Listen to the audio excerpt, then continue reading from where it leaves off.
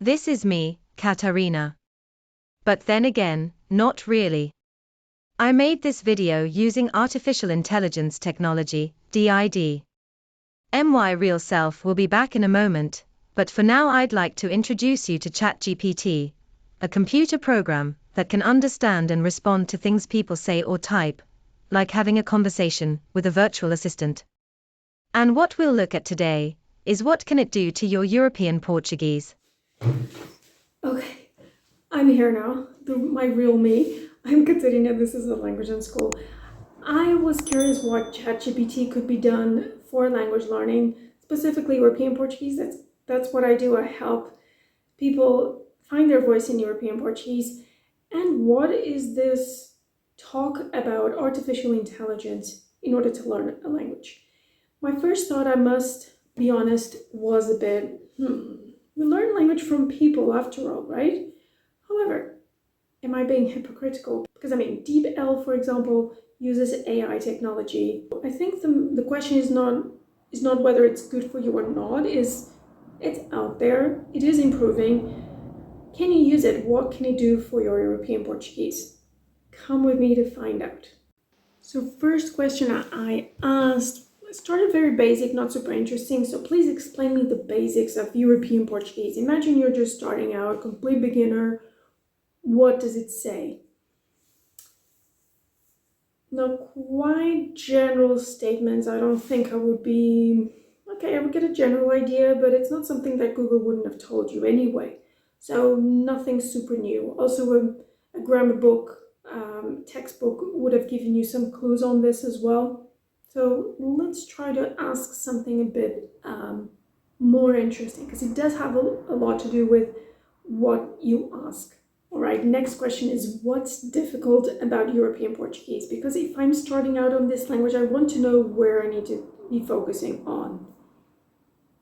And okay, some stuff about pronunciation, verb conjugation, word order, vocabulary, formality, all true, spelling as well, all true, but again, I would say very generic, not super impressed for now. If you had attended my free lesson, I think it would have been more engaging, right? I'm just missing the connection of a real person that tells a story about it. Maybe if I had asked it, tell me what's difficult about European Portuguese through a story, maybe it would have been different, but that's not what I did. Let's look at the next one. So you might remember the previous one, ChatGPT told me that pronunciation was difficult in European Portuguese, so I asked it, teach me about European Portuguese phonetics, and this is what it comes up. It does give some specifics about pronunciation, phonetics in general, but yeah, I don't think I'm asking the best questions, but we are going to make this more interesting. Just hold your horses. Okay, fourth question I asked, I started being more specific, not super interesting, but still specific. So how to tell the time in European Portuguese? Again, something you could have picked up from a textbook, even Googling, nothing too impressive. Still, it does give you a good explanation. All right, my fifth question is a common issue. What's the difference between poder and conseguir in European Portuguese? A lot of people come across this problem because you can use can in English, but in Portuguese we have two verbs for it. I must say you do get good explanations from this. It's clear in plain English and even some examples. The only thing personally this would have been a good starting point. But then I would have added something like this video of mine, which in a more engaging way gives you examples of the differences. And I think you're more likely to remember the differences from it than just from ChatGPT. Now, since we're looking at basic grammar concepts here, I thought, let me ask ChatGPT to create 10 fill-in-the-blank sentences to help me practice poder and conseguir in European Portuguese. And I asked, please give me the answers and translation at the end only. Now, it did give me the answer right after the sentence. It would have been hard for me to not look at it, not take a glance. Still, I think this is pretty good. My program has this sort of exercise where, you automatically get the answer. So, and it's interesting because when I was reading about this, AI helps with people who are feeling insecure and don't want to, in front of a human being, a teacher normally, make mistakes. Which, to be honest, I think it's a pity, because I do not like making mistakes, but it's when you do the mistakes that you learn. And at least me, personally, when I do this kind of exercise for language learning, I do it and I'll forget in 5 minutes. Unless you're really mindful about it and write it down, Katarina's common mistakes. It might be a good thing for your learning experience. Otherwise, I don't know. Still, you don't have to go and find an exercise book anymore, because this tool is actually pretty good for it. Next, I asked ChatGPT to create 10 multiple choice sentences so that I could practice the verb to go, ir, in the present tense in European Portuguese. Of course, you always have to specify that. And I'm not seeing the answers yet. That's actually pretty good. And they even use vocabulary related to Portugal, which I think is pretty cool. So I see the answers at the end. This is like top notch. Again, you do not need to waste money on an exercise book anymore. You get this for free for now. We don't know if it's going to be for free forever. Okay, I've asked already ChatGPT 7 questions now. There's 7 more to go, and I think I'm making it a bit more interesting. So this one is, please create a short text on working in the garden in the spring in European Portuguese. Imagine you're interested in gardening, so let's see what it comes up with. It looks all right. So I'm checking for, vocabulary, if there's anything, perhaps Brazilian Portuguese creeping in, but it looks good. I mean, it does sound robotic. There's not life in it. I think that's the only thing I'm missing here. But still, if you need to get an idea what sentence structure to use, examples of sentences, then not a bad idea to have a look into this. Okay, I really like this one. The idea is that you can have conversations with a hypothetical person. I don't know if that's the term. Still freaks me out a bit, this kind of technology, but I thought, simulate an argument between a couple in European Portuguese about house chores. I was really curious what it would come up with. And I must say I love the fact that it puts person 1, person 2, so there's no gender confusion or stereotypes possible here. Again, it's a pretty good example, I must say, the dialogue happening here, but probably too formal. It's unlikely people would actually speak like this.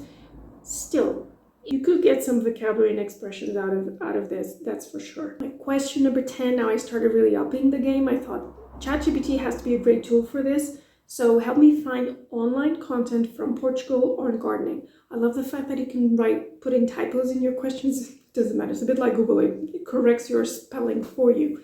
Now again, picking up on the gardening topic, in case that's your interest. And you get quite a few websites. The interesting thing is if you look the next day, you might get different results. If you happen not to like the results that you got initially, there you go. And why am I looking for this kind of thing? I have a free resource, my Mini-Tuga, you can check in the description, that has 6 resources of native content, different kind of stuff that you can expose yourself to. But let's make it even more interesting. So question 11 was, help me find a podcast from Portugal on gardening with a transcript. Now, ChatGPT was quite honest and said could not find a podcast in Portuguese that focused solely on gardening, but it still gave me some options that I could have looked up, and from what I see here, they are all European Portuguese, and it's a matter of having a look, test it around, can always go back and look up other stuff. I think the key here is narrowing down. The more specific the question is, the better the results. That's why I put gardening, but I mean, it could have been history, cars, motorcycling, swimming, horses, whatever it is you're interested in. So since people struggle with the listening comprehension part in Portuguese, I thought asking ChatGPT to find a Portuguese YouTuber who speaks clearly. And this is a great one because you see here, you get tons of different results. And if you believe me, I've asked this a couple of days ago and I got different results back then. So this, I think, is a really good resource in case you do not have that list of people from Portugal who speak clearly. Start listening to them and stick to that voice, for a week at least. Really don't get impatient, right? Just give yourself time, your ears time to get used to that voice, because people will use the same vocabulary, the same expressions. So I talk about this in this video. It's a really good strategy. I find it has worked for my unschoolers. And specifically in this case, I'm not looking for content in specific interests, a specific topic, because sometimes you really just have to expose yourself to whoever speaks clearly, and that's the goal, and not necessarily what they're talking about. Probably it's like lifestyle or daily stuff, and it doesn't matter because you get a lot of Portuguese from it because you need to talk about your daily life anyway. Speaking of which, stay until the end. A few more questions I want to show you. I asked ChatGPT, but at the end I'll show you something I did with using another AI tool. It's really cool. Hang on. This one I must say is a bit tricky, but I thought let me try see what it comes up with. So I asked ChatGPT, please help me practice a conversation in European Portuguese about my garden. Let's stick to that topic. Imagine we are neighbors. You start off the conversation and wait for me to respond. Please translate every sentence into English. Okay, this one I must say is the worst result I've seen so far because there's a lot of Brazilian Portuguese in here. And I mean, very bluntly, I mean, we do not say legal. I mean, we do, but it means legal, not cool in Portugal. The use of você is a tricky one that's mainly used in Brazil for when you're informal towards someone. In Portugal, it's a bit more formal, and I always advise my schoolers to be careful about it until you have a better understanding of the usage. It could be seen as aggressive, you never know. And there's other ways of addressing people formally, so you have other options. So it does say na frente da casa. This is a Brazilian construction, and again, as before, when we've looked at a dialogue, it does sound artificial. I think that's the only criticism I would do here. Still, it could give you an idea. It's still worth looking at if this is the kind of thing that you would think would be useful in your daily life. Something I help my unschoolers do after a certain time when they join my program is create a study plan tailored for them. So their interests, their daily routine, when they're more active, when they can fit in passive exposure to the language. And so I was curious what ChatGPT could tell me about it. And then again, I used an example of, I'm interested in gardening, create a study plan for this. And I get, again, a bit of a generalistic reply back, study plan. I'm not too impressed at the moment, to be honest. It's something, it's not personalized, it's not personal. And again, if it's artificial intelligence, that's what you get. Of course, these kind of tools will improve. I think it's important not to forget that it's about communicating with people, and what that means is there should be no interference between me and the other person. When you put too much of these tools in between, I think it causes friction, and you're not going to be able to connect directly with them. Of course, these are tools. They could be used, little games to do exercises. There's certainly a place for them. I think we need to be careful not to replace the experience of having another person, either someone you're practicing speaking with, a teacher helping you in the process, someone guiding you in the process of learning Portuguese.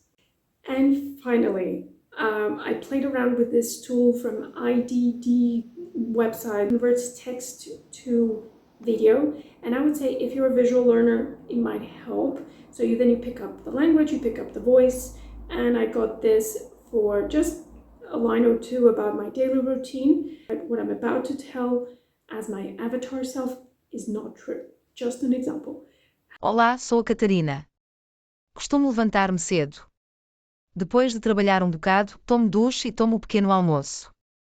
Só almoço lá pelas 2 horas. Nunca bebo café, só ao fim de semana.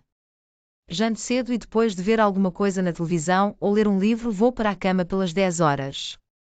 Why would this be helpful? So the pronunciation is pretty good. Again, robotic, not much life into it. Still, I would create my daily routine, write some sentences. I would have a native speaker check it, or maybe ChatGPT could, if you don't have the resources for a teacher, native speaker to correct. And then you would use one of these tools to have then an image of someone speaking back at you, your daily routine, and it's personal, right? Because it's your daily routine. Let me know what you think of ChatGPT. Have you tested it out? Have you used it already? Are you going to, and how? Have you asked more intelligent questions than I have? I'm curious to know. Let me know in the comments. And you can watch this video next to have a break from an artificial voice and hear my normal self. Maybe that we need that break, don't we? Thank you for watching. Até para a semana.